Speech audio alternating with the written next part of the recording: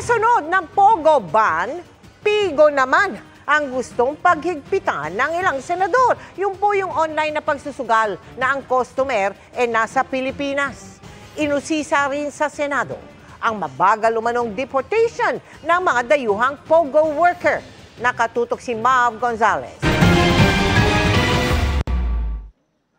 Kahit banned na lahat ng Pogo, marami pa ring dayuhang trabahador nito ang hindi pa nadedeport sa kani-kanilang bansa.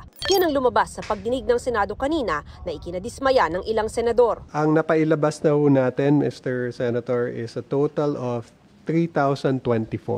10% lang. So, yan. Why is that? Yan po are those that are apprehended or arrested in various operations by BI and or PAOK. Meron tayong 27,000 foreign nationals na dati nag-work sa Pogo at hindi nyo na-account kung nasaan po sila. Meron po kaming close coordination sa Bureau of Immigration at lalo na rin po sa PAOK and NBI. Sa isang raid nga nitong Enero sa Parañaque, kalahati lang sa 438 na nahuli ang na-deport. Nung mga nahuli ho kasi, wala yung passport. So we have requested from the embassy for their travel documents. Paglilinaw ng BI, mas marami nang napalabas nung nakaraang taon. Iginiit din ng PAGCOR na tinutuntun na ang maliliit at illegal ng Pogo operation na isinusumbong sa kanila ng ilang concerned citizen. Some of these have gone on guerrilla operations already. May mga nasa bahay-bahay na. We're finalizing this target packets. We will endorse it to PAOK. Yung iba pumunta na daw sa mga islands. Pinatututukan din ang mga travel agency na nag-i-issue ng mga peking dokumento sa foreign nationals. Kailangan po natin tignan ng anggulo na meron inside job. Possible na ito ang dahilan ng pagpapatuloy ng pagpasok ng mga foreign nationals sa Pilipinas gamit ang mga fake documents. Tulad sa niraid ng PAOK kamakailan kung saan nakakuha ng maraming government-issued ID, birth certificate at marriage certificate na orihinal galing sa Philippine Statistics Authority pero peke ang mga taong nakasulat. They issued Philippine passport dun sa mga foreign nationals and then pinapalitan po nila ng mga pangalan. May mga contact pa rin po sila sa mga government agencies. And yun nga ho sir yung ni-request namin with other agencies. Especially those who issued yung government-issued IDs na to conduct investigation on their own. We're looking at 21 more like this.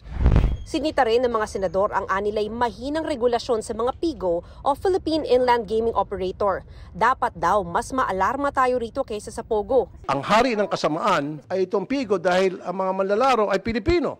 Darating yung time, tataas yung krimen. Dahil lulong ang napakaraming Pilipino sa PIGO, online gaming. It has to be regulated. With regard lang po to the responsible gaming program which covers po both yung sa mga land-based natin at saka yung online din po currently, meron naman po tayong mga programa po like yung banning program.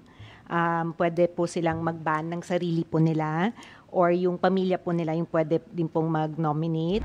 Nakikipag-ugnayan na rin daw sila sa online payment platforms. Yung mga online providers po mismo, meron na rin po silang ginagawa, mag-set na ng limit.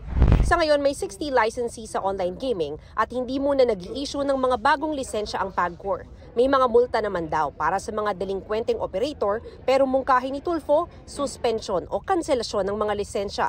Kaugnay naman ang mga Pilipinong sangkot din sa Pogo. Yung mga Pilipino na kasabwat sa illegal na gawain ng mga Pogo, especially involving lab scam, na panloko ng mga foreigners, kapag nagkakahulihan, nabibigyan ng ayuda ng TSWD, ay sana yung binigay na ayuda doon, binigyan na sa talagang tunay na dapat bigyan na ayuda yung mga mahirap na kababayan. Let us compel the DSWD for the next hearings.